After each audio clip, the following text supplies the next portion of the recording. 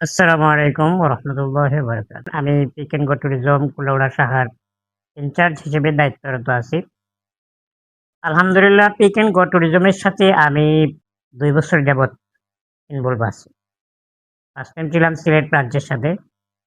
তো পরবর্তীতে যখন কুলাউড়ায় একটা শাখা প্রয়োজন, তো আমি আমার ভাইগনাকে বললাম যে আমার কুলাউড়াতে যেহেতু একটা ব্রাঞ্চ প্রয়োজন, সেহেতু কুলাউড়ায় একটা দায়িত্বে আমাকে দেওয়া হোক।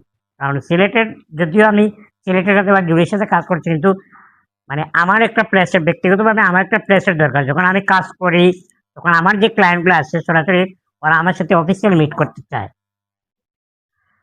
তখন সরাসরি অফিসিয়ালি ওরা আমার সাথে মিট করতে চায়। তখন দেখা যাচ্ছে আমি সিলেটে সবসময় আমার বাড়ি থেকে সিলেটে মানে ইনস্ট্যান্ট যাওয়া সম্ভব হয় না, এবং ক্লায়েন্টের সাথে আমি সরাসরি ফিজিক্যালি মিট করা সম্ভব হয় না।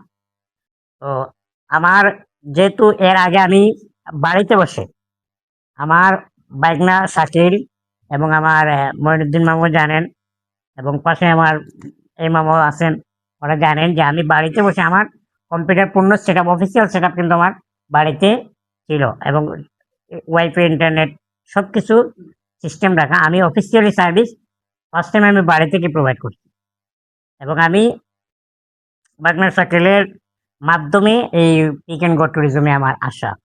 ফার্স্ট টাইম আমি বাড়িতে বসে বসে ইন্ডিয়ান যে ভিসার ফাইলগুলো রয়েছে, এই ফাইলগুলো আমি আবেদন করার মাধ্যমে মানে ছোট ছোট ডেইলি মনে করেন ৩টা ৪টা ফাইল আমি ভাইগনা আমার হোয়াটসঅ্যাপের মাধ্যমে ডকুমেন্টসগুলো পাঠাইছি। তখন আমি এগুলো আবেদন করে করে তখন আমি আস্তে আস্তে ভিসা কনসালটেন্টে পরিণত হয়ে যাই।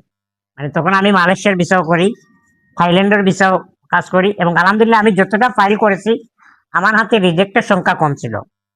মালয়েশিয়া বলেন, ইন্ডিয়ান ফাইল বলেন, বা থাইল্যান্ডের ফাইল, এই ৩টি দেশের ভিসা আমি নিজ হাতে করছি, এবং আমার কাছে রিজেক্টের সংখ্যাটা খুবই কম ছিল, অ্যাপ্রুভালের সংখ্যাটা ছিল অত্যন্ত বেশি। এবং আমি এগুলা করার মাধ্যমে বিভিন্ন টেকনিক অবলম্বন করতাম, এর কারণে আমার কাছে ভিসাগুলো অ্যাপ্রুভাল ছিল বেশি।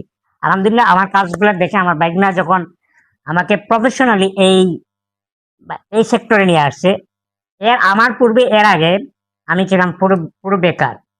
আমি কিন্তু অনলাইনে বিভিন্ন সেক্টরে, আমার কথাগুলো একটু লং হয়ে যাচ্ছে যদিও, আমি বোঝানোর জন্য বলতেছি যে আমি আমার অবস্থান থেকে আমি পুরোপুরি বেকার ছিলাম। এর আগে আমি অনেক ট্রাই করছি বিভিন্ন সেক্টরে। আমার ইচ্ছে ছিল, স্বপ্ন ছিল যে আমার ড্রিম ছিল যে আমি একজন ফ্রিল্যান্সার হবো।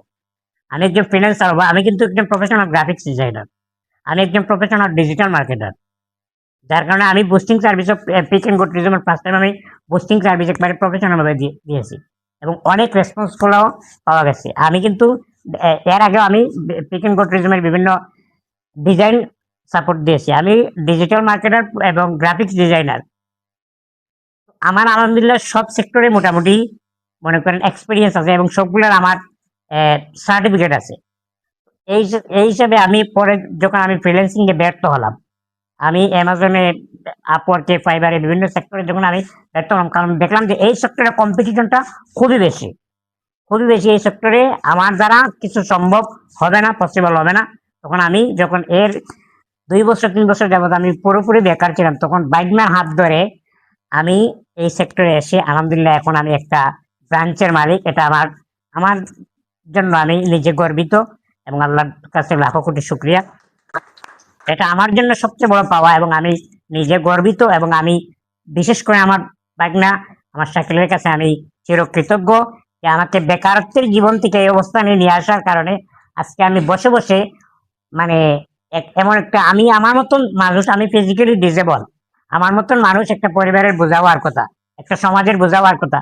আজকে আমি মানুষের, আমি আমি আল্লাহ পাক আমাকে এমন সামর্থ্য দিয়েছে যে আমি মানুষের কাছে হাত পাতা ছাড়া আমি মানুষকে, অসহায় মানুষের কাছে হাত নিজে বাড়িয়ে দিতে পারতেছি, এই ক্ষমতা আল্লাহ আমাকে দিয়েছে। এই জন্যে আমি আমার প্রিয় ভাইগনা শাকিলের কাছে চিরকৃতজ্ঞ, এবং ভাইগনা শাকিলকে অসংখ্য ধন্যবাদ জানিয়ে, এবং আমার এই পুরো টিম আমাকে, আমি জানি সবাই আমার শাকিলের সম্পর্কে সবাই আমাকে মামা বলে সম্বোধন করেন, এটা আমার কাছে সবচেয়ে ভালো, এবং আমাকে সবাই শ্রদ্ধার সাথে দেখেন। আমি সবার প্রতি আন্তরিক ধন্যবাদ ও কৃতজ্ঞতা জানিয়ে, বিশেষ করে ভাইগনা শাকিলের প্রতি কৃতজ্ঞতা জানিয়ে আমার সংক্ষিপ্ত কথাগুলো এখানে শেষ করছি। আসসালামু আলাইকুম।